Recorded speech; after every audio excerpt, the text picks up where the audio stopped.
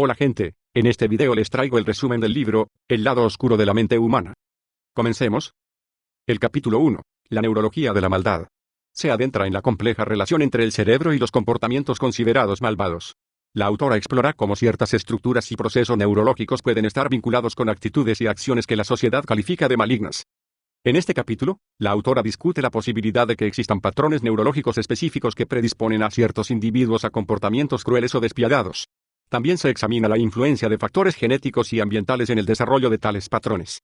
La autora utiliza ejemplos de criminales notorios para ilustrar cómo la grafología y el análisis del lenguaje corporal pueden revelar indicios de estos patrones neurológicos. A través de estos estudios, busca proporcionar una mejor comprensión de la maldad humana y ofrecer estrategias para detectar y manejar estos rasgos en nosotros mismos y en los demás.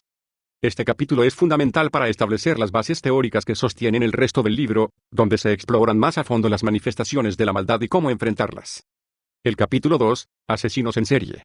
Se enfoca en desentrañar las complejidades psicológicas y conductuales de los asesinos en serie.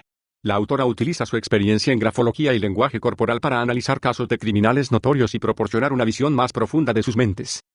En este capítulo, la autora explora la psicopatía como un trastorno de la personalidad caracterizado por un desprecio a los sentimientos y derechos de los demás y un comportamiento antisocial persistente. Se considera uno de los tipos más extremos de enfermedad mental y suele ser difícil de diagnosticar y tratar. La grafología, que estudia la escritura a mano, se presenta como una herramienta valiosa para comprender mejor este trastorno. A través de la interpretación de la escritura, los grafólogos pueden identificar rasgos como la agresividad, la impulsividad, los cambios de humor y la inestabilidad emocional, todos comunes entre las personas con psicopatía. El descriptor de rasgos psicopáticos, una herramienta desarrollada por el Dr. Hugo Marietan, se utiliza para evaluar los rasgos y atributos de personalidad de un individuo a partir de la representación gráfica de su escritura. Recientemente, la grafóloga Roxana Vidoglio aplicó el DRP para realizar un análisis profundo de la psicopatía en la escritura de una persona. Este capítulo no solo proporciona una mirada a la mente de los asesinos en serie, sino que también ofrece herramientas para detectar y analizar estos rasgos oscuros, con el objetivo de comprenderlos y manejarlos adecuadamente. El capítulo 3, Dictadores. Se sumerge en el estudio de los líderes autoritarios y su impacto psicológico y social. La autora analiza las características comunes entre los dictadores y cómo su necesidad de poder y control puede derivar en actos de extrema crueldad y opresión.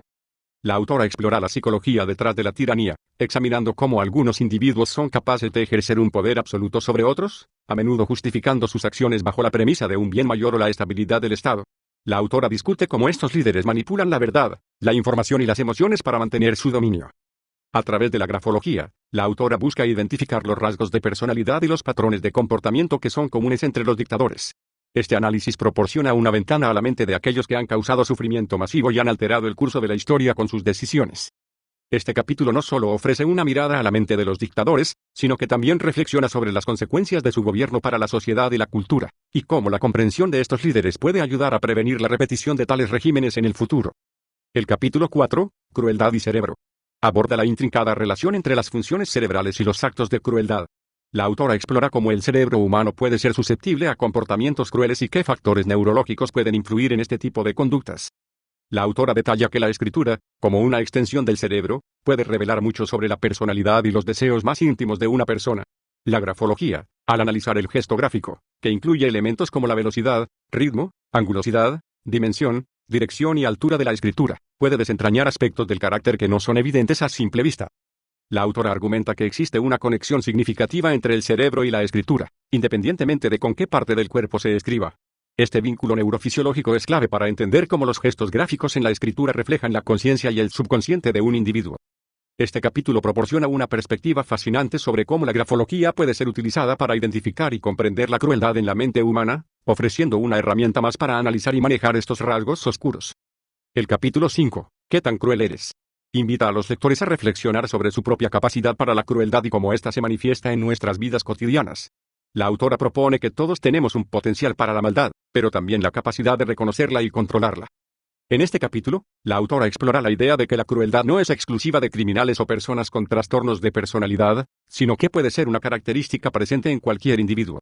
La autora argumenta que la crueldad puede surgir de emociones negativas como la ira, el rencor o la frustración, y que es importante entender estas emociones para evitar que se manifiesten en actos de maldad. La grafología se presenta como una herramienta para identificar signos de crueldad en la escritura, lo que puede ayudar a las personas a comprender mejor sus tendencias y trabajar en su autocontrol. La autora también discute cómo la sociedad y el entorno pueden influir en el desarrollo de comportamientos crueles, y cómo la educación y la autoconciencia pueden ser claves para prevenirlos. Este capítulo desafía a los lectores a examinar su propia mente y comportamiento, proporcionando una perspectiva valiosa sobre cómo podemos enfrentar y superar la oscuridad que reside en cada uno de nosotros. El capítulo 6, Maltratadores de animales, aborda la problemática del maltrato animal desde una perspectiva psicológica y social. La autora explora cómo el maltrato animal puede ser un indicador de comportamientos violentos o psicopáticos en los seres humanos y cómo la grafología y el lenguaje corporal pueden revelar tendencias hacia la crueldad en individuos que ejercen violencia contra los animales. El capítulo 7, Envidia, aborda la envidia como una de las emociones más destructivas y prevalentes en la sociedad. La autora explora cómo la envidia puede corroer las relaciones interpersonales y llevar a comportamientos negativos como el sabotaje, la difamación y la alegría por el fracaso ajeno. La autora analiza las raíces de la envidia, sugiriendo que puede originarse en la comparación constante con los demás y en la percepción de injusticia o falta de reconocimiento. La autora también discute cómo la envidia se manifiesta en diferentes contextos, desde el ámbito personal hasta el profesional, y cómo puede ser alimentada por las redes sociales y la cultura de la comparación.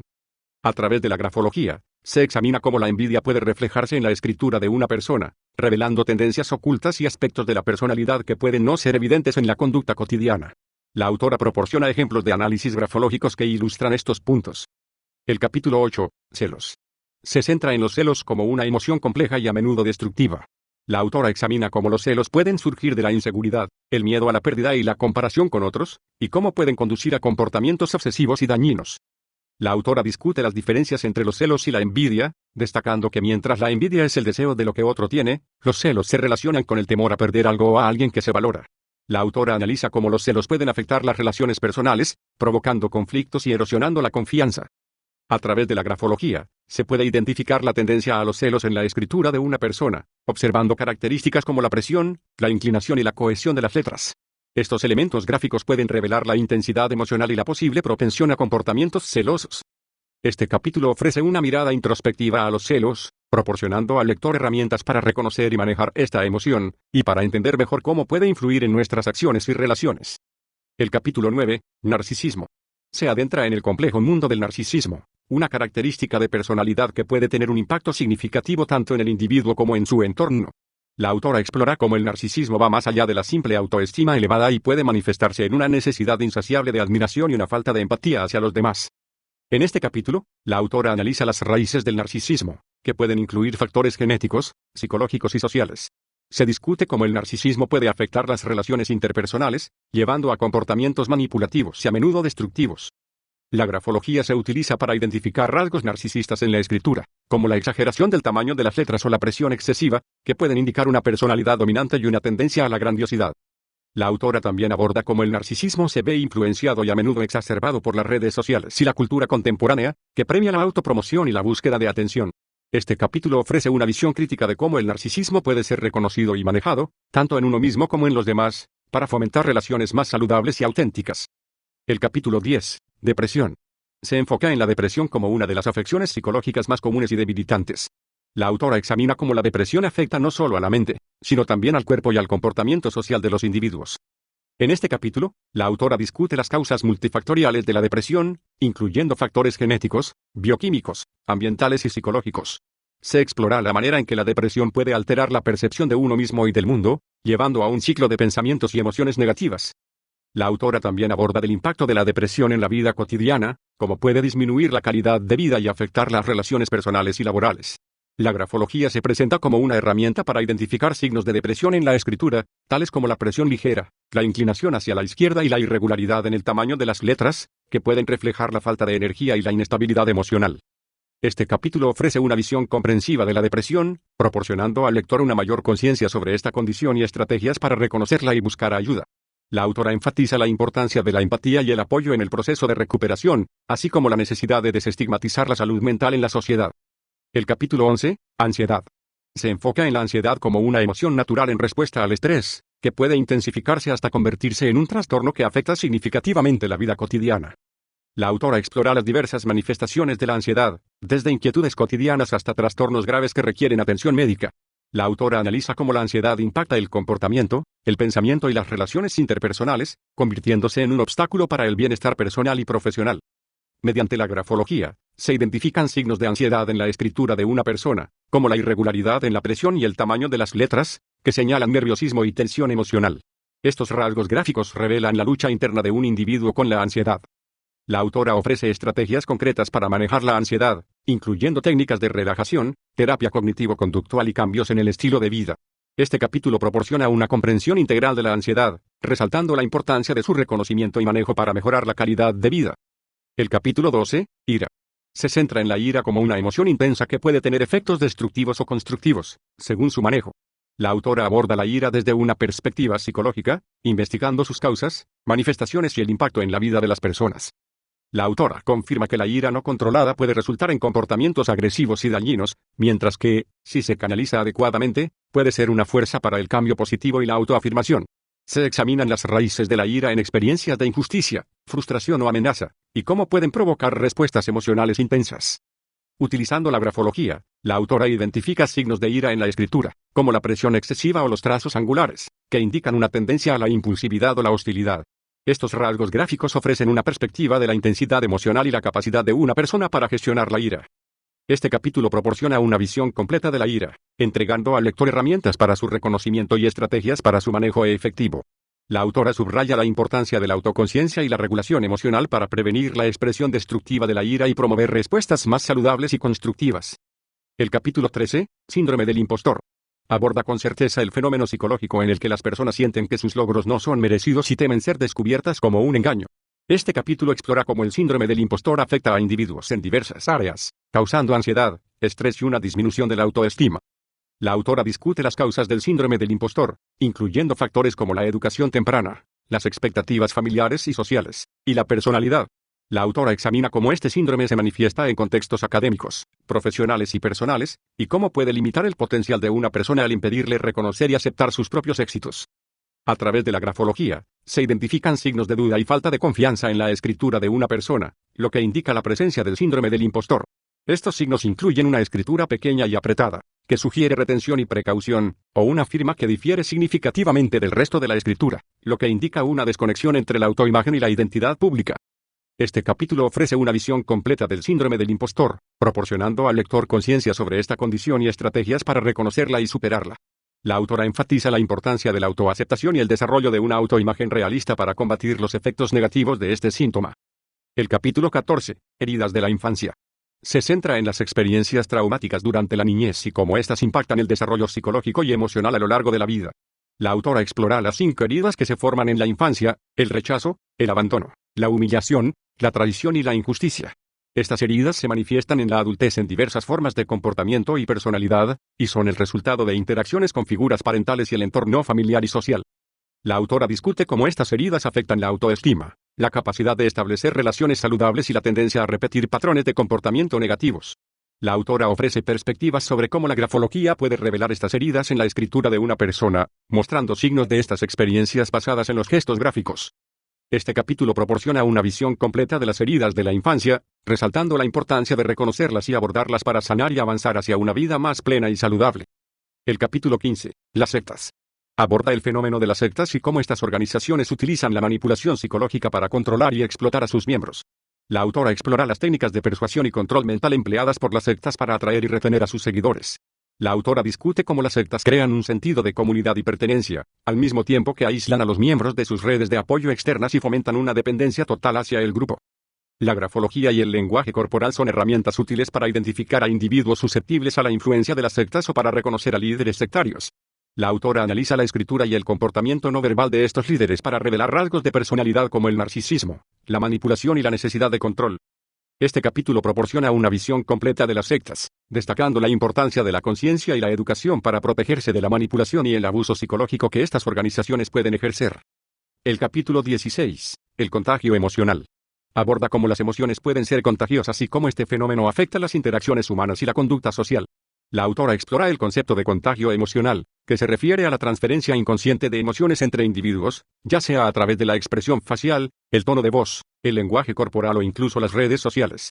La autora discute cómo las emociones, tanto positivas como negativas, pueden propagarse rápidamente en grupos, influenciando el estado de ánimo y el comportamiento de las personas.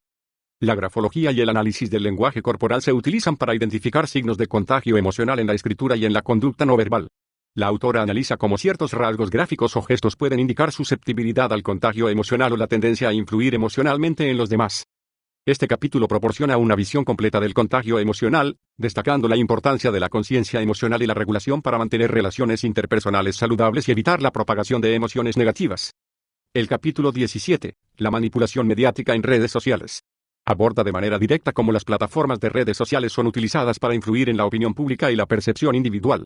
La autora explora las estrategias de manipulación que incluyen la difusión de desinformación, el uso de bots para amplificar mensajes o agendas, y la creación de perfiles falsos para influir en las discusiones y tendencias en línea. La autora analiza cómo estas tácticas afectan la forma en que las personas consumen información y forman sus opiniones. La grafología y el lenguaje corporal son herramientas clave para identificar a individuos susceptibles a la influencia de la manipulación mediática o para reconocer a aquellos que podrían estar detrás de estas campañas. La autora utiliza la escritura y el comportamiento no verbal de estos individuos para revelar rasgos de personalidad como la tendencia a la manipulación y el engaño. El capítulo 18. El poder del like. Se centra en la influencia y las consecuencias psicológicas y sociales de la búsqueda de aprobación en las redes sociales. La autora examina cómo el like se ha convertido en una forma de validación social que puede impactar la autoestima y el comportamiento de las personas. La autora discute cómo esta búsqueda de aprobación digital puede llevar a una representación distorsionada de la realidad y cómo las redes sociales pueden exacerbar rasgos como el narcisismo y la dependencia emocional. Este capítulo ofrece una visión crítica de la cultura de las redes sociales y proporciona estrategias para manejar de manera saludable la influencia del like en nuestra vida cotidiana. El capítulo 19. Lenguaje corporal. Se enfoca en cómo el lenguaje corporal es una herramienta esencial para entender las emociones y pensamientos de las personas y cómo puede ser utilizado para la manipulación. La autora destaca la importancia del lenguaje corporal en la comunicación humana y cómo los gestos, posturas y expresiones faciales pueden revelar más que las palabras. La autora discute cómo el lenguaje corporal es utilizado para influir en los demás y cómo puede ser interpretado para obtener una comprensión más profunda de las intenciones y sentimientos de una persona. Este capítulo proporciona una visión completa del lenguaje corporal, su relevancia en la psicología y la comunicación, y ofrece al lector herramientas para decodificar y utilizar este lenguaje de manera efectiva. En conclusión, este libro se centra en la reflexión sobre la naturaleza de la maldad y cómo ésta se manifiesta en diversos aspectos de la conducta humana. A través de la exploración de temas como la neurología de la maldad, la manipulación mediática y el lenguaje corporal, la autora busca ofrecer una comprensión más profunda de los rincones oscuros de la psique humana. El libro es una invitación a mirar hacia adentro y hacia afuera, a entender mejor la complejidad de la conducta humana y a trabajar hacia una sociedad más consciente y menos influenciada por las sombras de la mente humana. La autora concluye que, aunque todos tenemos la capacidad para la maldad, también poseemos la habilidad de reconocerla y controlarla. La educación, la autoconciencia y la empatía son herramientas clave para enfrentar y superar las tendencias negativas que residen en nosotros y en la sociedad. La autora enfatiza en la importancia de la introspección y el desarrollo personal como medios para combatir la influencia negativa de la maldad y promover un cambio positivo tanto a nivel individual como colectivo. Si te gustó el resumen, suscríbete y comenta qué libro te gustaría que resumiera. Si quieres comprar algunos de los libros resumidos en el canal, puedes encontrar un apartado en mi Linktree que se encuentra en la descripción, en el cual están los enlaces a cada libro. Haciendo tu compra desde allí puedes ayudar al canal a seguir trayendo contenido. Nos vemos en el próximo video. Un saludo.